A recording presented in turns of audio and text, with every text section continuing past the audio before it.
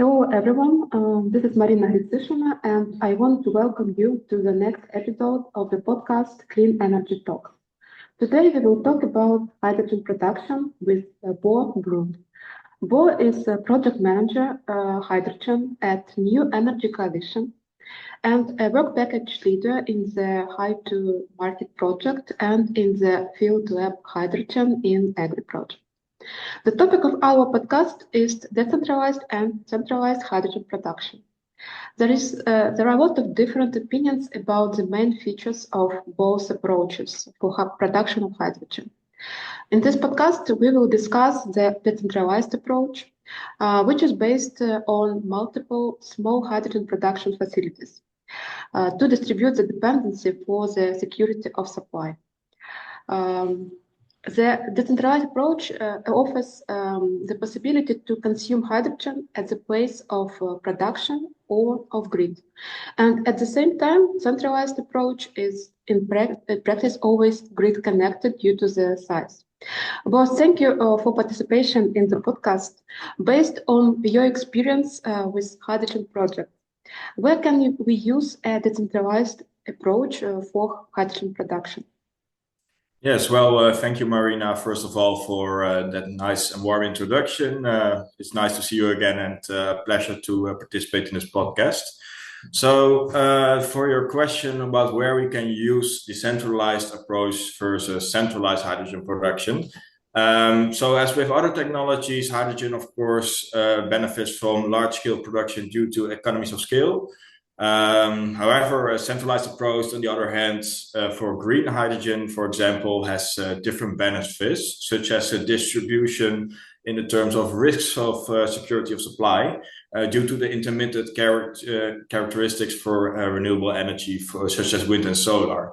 As we see now with a lot of renewable energy production, you have to deal with the variety in the production, and decentralized is a good way to approach that. And in addition to that, it can also help in areas where there's congested electricity grids with limited access to power from the grid, because a centralized plant is usually also connected to an electricity grid. And in more and more places across Europe, you're actually experiencing more grid congestion. And there, decentralized can actually be a good solution to that. And lastly, also, of course, the decentralized way opens a way for energy access in general, where there's not even a grid in the first place, such as remote areas, for example, the desert of Australia, which I hope to also elaborate a bit in my research, which soon should be published as well. Thanks for the question. So the decentralized approach has a lot of benefits. However, it can be interesting to compare the costs for both approaches. What are the cost differences between centralized and decentralized hydrogen production? So the main cost difference actually for decentralized versus centralized hydrogen production lies in the system components and also the OpEx of the system, so the operational costs.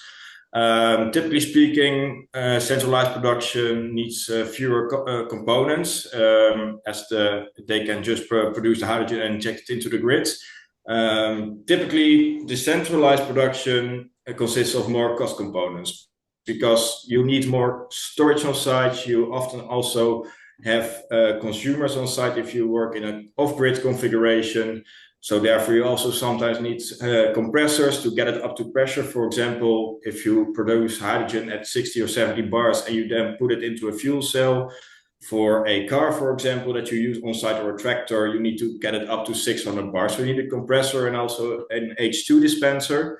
And this then, of course, drives up the system component costs. The reason why this is still financially could be interesting is that within the OpEx, you won't have the costs of buying electricity from an electricity grid, right? So if you have a centralized approach, usually what you will do, you will connect an electrolyzer to the electricity grid, and you also then have to buy the electricity. And according to a recent LCOH calculations, for example, from TNO, they state that 1/3 of the current LCOH costs per kilogram of green hydrogen is actually coming from your importing costs from the electricity grid. So if you then don't have this in your equation, that means that you can actually cut a lot on the total costs, although you have more system components. So that is actually a very interesting thing to see. Besides cost issues, are there any differences in project complexity between different approaches for hydrogen production? Yes, the simple answer would be yes. The longer answer, of course, would be that decentralized often have more requiring system components, which also makes the designing phase more challenging. So if you talk then about all the components that needs to be involved in this case, you also need different stakeholders for that.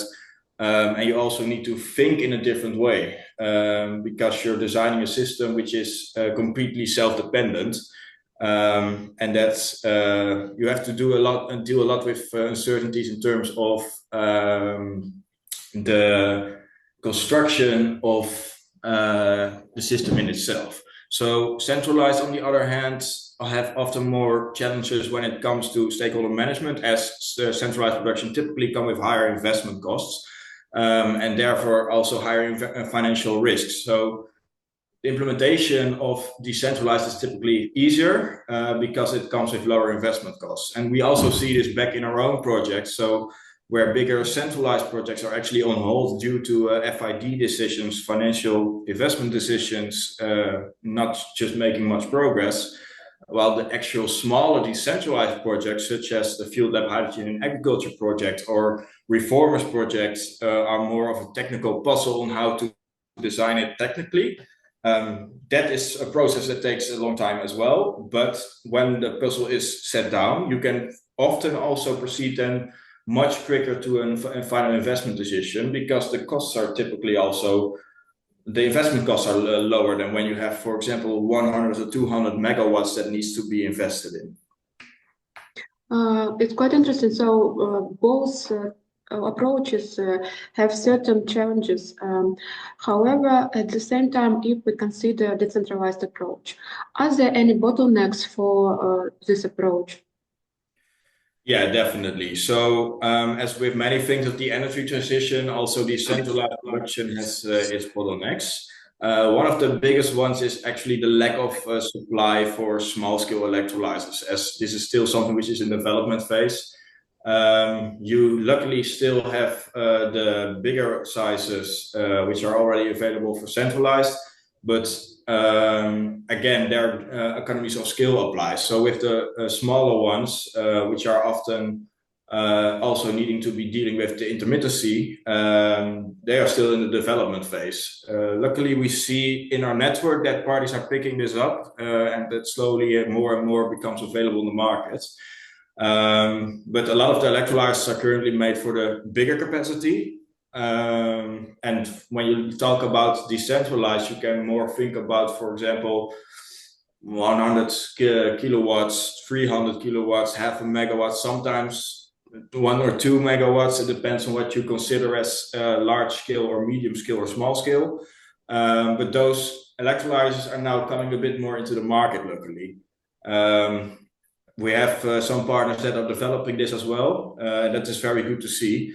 Additionally, because of it's also possible closer to location for the built environment, decentralized production lacks the regulatory framework, which makes the permitting process sometimes a bit longer than desired, because that's the benefit actually of centralized production for now, is that centralized production has been done already for decades, right? So gray hydrogen has been produced for a long time in industry, and usually they are also built in an environment where there's like an industry cluster. So the permitting process is way different when it comes to decentralized, as you, for example, have to be much closer to built environment. So let's say you have, for example, a coffee brewery that wants to run their burners on hydrogen. Right, so they are usually a bit more closer to society, also because they want to have it, for example, as a meeting place. And but what then comes with that is that, okay, but is it then safe then? Can we use this closer to the society? Is this actually something that doesn't explode? So there are a lot of other permits that you need to take into account compared to, for example, in an industry cluster. I think it's very close to the renewable generation when we have also questions about large renewable power plant, at the same time about a distribution of renewables with small capacity.